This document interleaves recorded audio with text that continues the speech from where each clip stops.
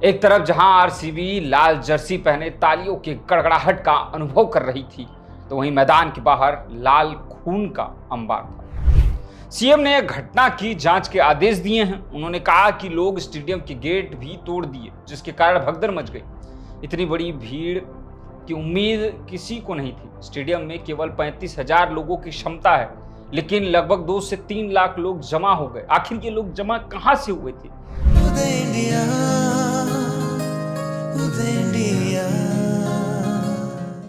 दिन था 3 जून का, जब 18 सालों के लंबे इंतजार के बाद आखिरकार रॉयल चैलेंजर बेंगलुरु ने आईपीएल में अपना पहला खिताब जीता। देश के अलग अलग जगहों पर जश्न का माहौल देखने को मिला। बाइक रैलियां निकाली गईं, आतिशबाजियां देखने को मिली। फैंस की खुशी सर चढ़कर बोल रही थी। फिर दिन आया बुधवार 4 जून का, जब बेंगलुरु की टीम अपने घर यानी कि अपने किले पर पहुंची, चिन्नास्वामी स्टेडियम, जश्न मनाने और अपने फैंस को उनकी पहली ट्रॉफी डेडिकेट करने पर।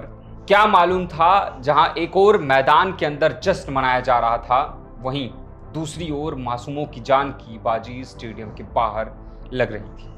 कोई सुरक्षा के इंतजाम नहीं, चारों ओर बस भीड़, न कोई उसे देखने वाला, ना ही उसे कंट्रोल करने वाला। मैदान के अंदर प्राइज का, विचारों का आदान प्रदान हो रहा था, तो वहीं बाहर आंसुओं का अंबार लगा हुआ था। हर तरफ बस बचाओ बचाओ की पुकार थी और घायलों की चीख पुकारें थी, पर किसी को कोई फर्क नहीं पड़ा। मैदान के अंदर डिप्टी सीएम के साथ जीत का जश्न मनाया जा रहा था। एक तरफ जहां आरसीबी लाल जर्सी पहने तालियों की गड़गड़ाहट का अनुभव कर रही थी, तो वहीं मैदान के बाहर लाल खून का अंबार था। क्या मैदान के बाहर हुई इस घटना के बारे में प्रशासन और सीएम को खबर नहीं हुई? क्या यह जश्न मासूम जिंदगियों से बड़ा था? यह बड़ा सवाल। बता दें कि जश्न अपनी जगह ठीक है, पर जाने क्यों गई, इसका किसी को पता नहीं। भीड़ इतनी बड़ी मात्रा में कहां से आई, किसी को नहीं पता। पुलिस कहां थी, किसी को नहीं पता। क्यों भगदड़ हुई, इस बात का भी किसी को नहीं पता था। पता क्या था?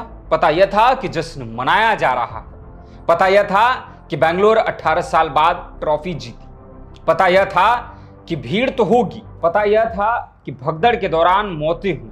यह बेहद शर्मसार कर देने वाली बात है कि जान से बड़ा है जीत का जश्न मनाना। सोचने वाली बात यह है कि बिना जानकारी फैले भीड़ कहां से आ गई।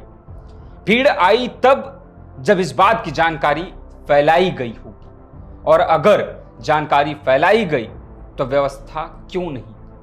राज्य प्रशासन क्या कर रही थी? पुलिस क्या कर रही थी? क्यों इतनी बड़ी घटना घटी? सोचने वाली बात यह है। बेंगलुरु के चिन्नास्वामी स्टेडियम के बाहर मची भगदड़ में अब तक 11 लोगों की मौत हो चुकी है, तो वहीं 50 से अधिक घायलों का अलग अलग अस्पतालों में इलाज चल रहा है। राष्ट्रपति द्रौपदी मुर्मू, प्रधानमंत्री नरेंद्र मोदी ने हादसे पर दुख जताया, तो कर्नाटक सरकार ने भगदड़ की न्यायिक जांच का आदेश देते हुए 15 दिनों के भीतर रिपोर्ट सौंपने को कहा। यह चीजें आखिर घटना होने के बाद ही क्यों होती है, यह भी सोचने वाली बात है। जब पता था कि इतनी बड़ी मात्रा में भीड़ आएगी, तो तैयारियां क्यों नहीं की गई? व्यवस्था क्यों नहीं की गई? क्या फैंस की जान से बड़ा है जीत का जश्न? खैर छोड़िए, जैसा कि जग जाहिर है, बुधवार 4 जून वह तारीख थी जब बेंगलुरु के चिन्नास्वामी स्टेडियम के गेट नंबर 6 पर उस वक्त भगदड़ मची, जब आईपीएल में आरसीबी के जीत का जश्न मनाने बड़ी संख्या में आरसीबी के फैंस स्टेडियम के बाहर इकट्ठा हुए थे। घटना को लेकर 24 घंटे भी नहीं हुए, इधर हादसे को लेकर सियासत जारी हो गई। सोचने वाली बात यह है कि क्या यह ज्यादा जरूरी है कि हादसे होते रहें और सरकार खिलाड़ियों संग जश्न मनाती रहे और डिप्टी सीएम सेल्फी लेने में व्यस्त रहे? यह चीजें सबके सामने हैं। बड़ी बात तो यह हुई जब कर्नाटक सरकार ने जिम्मेदारी से पल्ला झाड़ते हुए क्रिकेट एसोसिएशन पर ठीकरा फोड़ दिया। सीएम सिद्धारमैया ने बीजेपी के सवालों पर पलटवार करते हुए कहा कि महाकुंभ के दौरान भी भगदड़ हुई थी। ऐसी घटनाओं पर राजनीति नहीं करनी चाहिए। दरअसल भगदड़ पर विपक्षी नेताओं द्वारा कांग्रेस सरकार को जिम्मेदार ठहराए जाने को लेकर जब पत्रकारों ने सवाल किया तो कर्नाटक सीएम उखड़ पड़े और गुस्साते हुए बोले, ऐसी घटनाएं कई जगह पे हुई हैं। कुंभ मेले में भी तो 50-60 लोग मारे गए। मैंने आलोचना नहीं की, न मेरी सरकार ने उस वक्त कोई टिप्पणी की।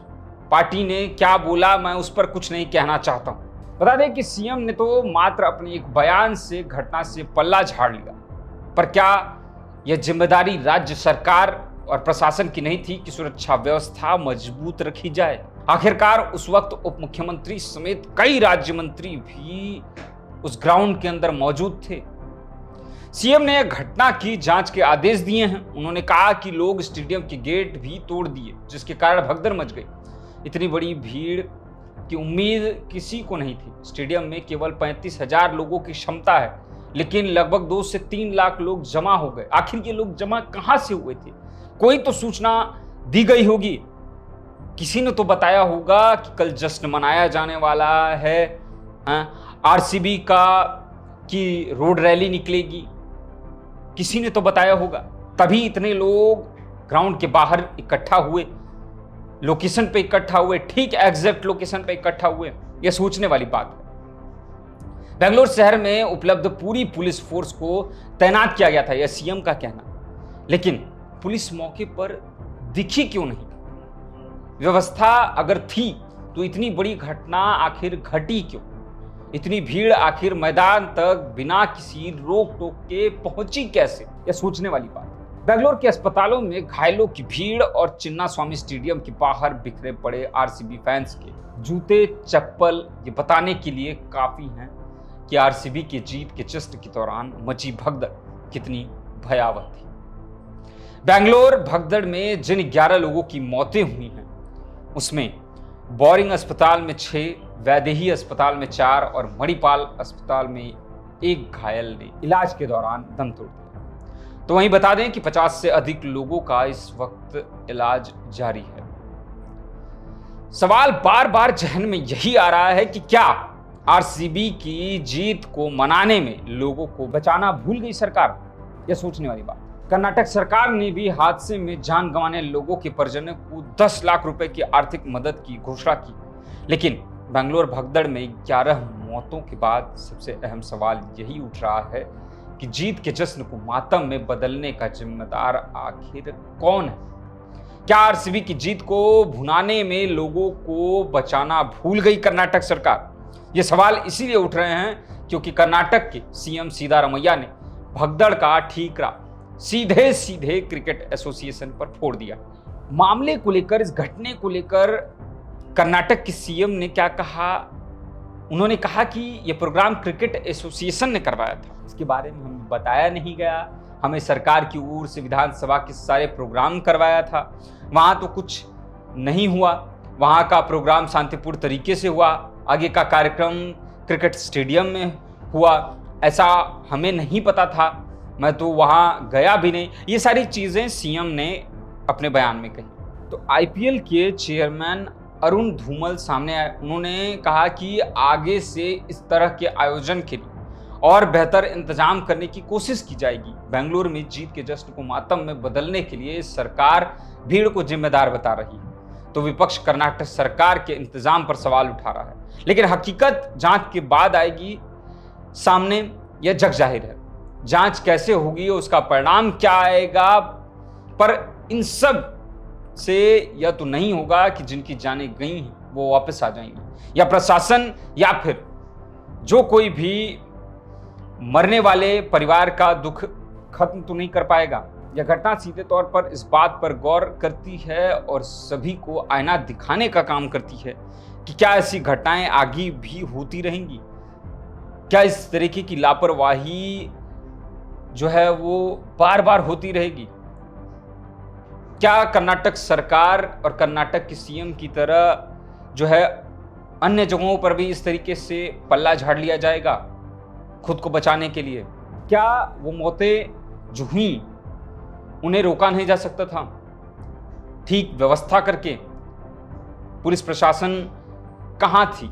यह बार बार सवाल उठ रहा है। आखिर इतनी बड़ी घटना घटी क्यों? और पुलिस अगर आई भी तो मरने के बाद उनकी लाशें उठाने के लिए। यह सोचने वाली बात है। आज की इस कड़ी में बस इतना ही, और भी खबर के लिए देखते रहिए उदय इंडिया डिजिटल को। धन्यवाद।